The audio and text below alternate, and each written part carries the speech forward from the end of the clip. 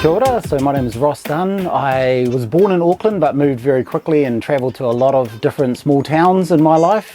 Followed with my parents who managed small businesses, so we're picked up and put down on a pretty frequent basis at different towns like Tokaroa, Rotorua. I have a range of things. I'm always working on something and there's always a project on the go of some description.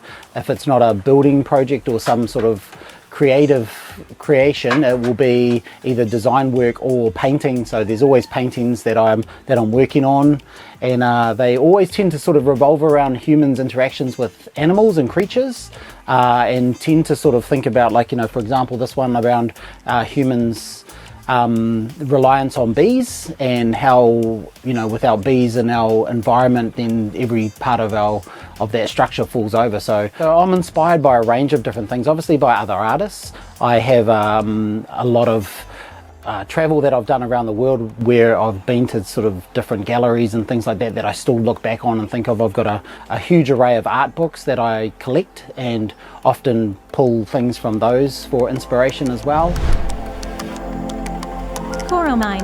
I've had a range of different studio spaces and worked out of much larger spaces, less purpose-built spaces. So, you know, within flats, when in the early days, working out of bedrooms and things like that, and then garages, and then as I've sort of progressed in life, looking at the homes that we've bought and sort of trying to ensure that there's a space that I could work in to set something up.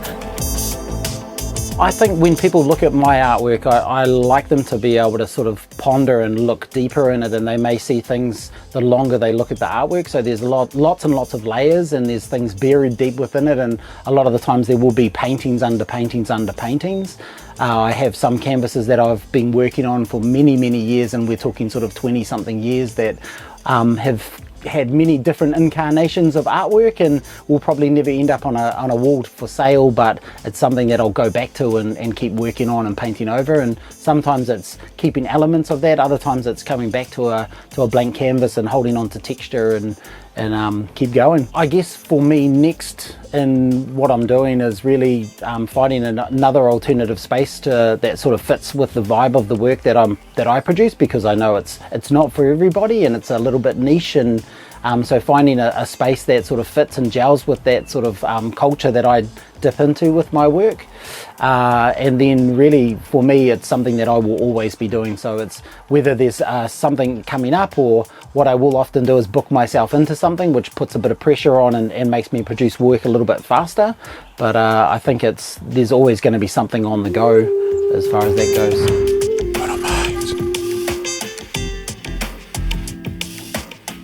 What I would say about this painting, it's still in its early phases and it's only had one pass over the eyes and the likes, but really it's about that whole exploring somebody's mind as they're actually thinking and coming to terms and grips with understanding what the part that bees play within the life of, you know, with our fauna and flora. So that's kind of where it's at, and then in behind there you'll make out all this different commercial items of, like, you know, things that appeal to different people around that corporate world, and sort of how that stuff really falls into the back of that. If you actually don't have, you know, things nailed down first as far as our ecosystem, then all of that stuff is really a background noise to the real things that matter.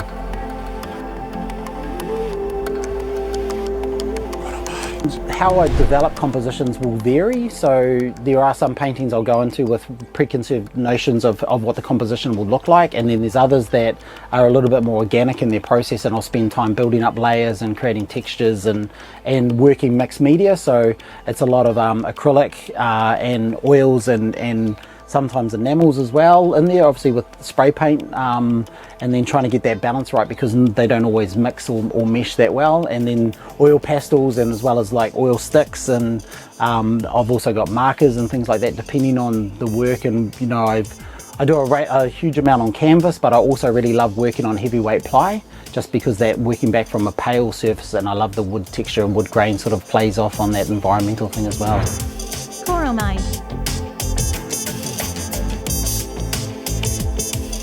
For me, what art has meant for me in my life since I was since I can remember, it was always something that I gravitated towards. I have very clear memories of being at primary school and very young at primary school, and the rest of the class having to go and sit down on the mat while I could carry on with my artwork.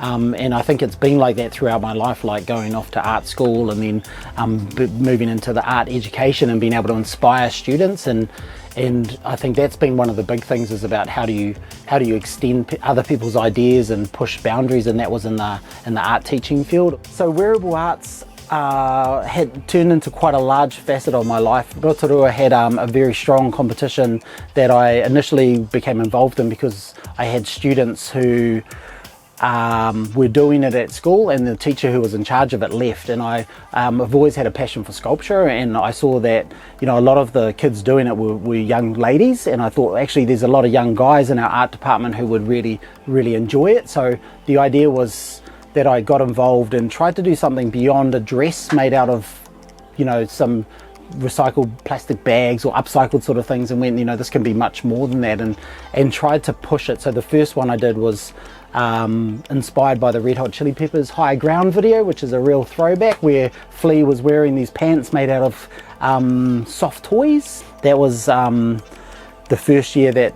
I'd entered it, and the corporates of Rotorua had won it all the way up until that point. And then from that year on, after I sort of got a bit more grips with the competition, went, okay, well, let's ramp this up, and it was either myself or my students who won the competition from that. It was a lot of fun, and I've still got, you know, bits of things floating around from it. So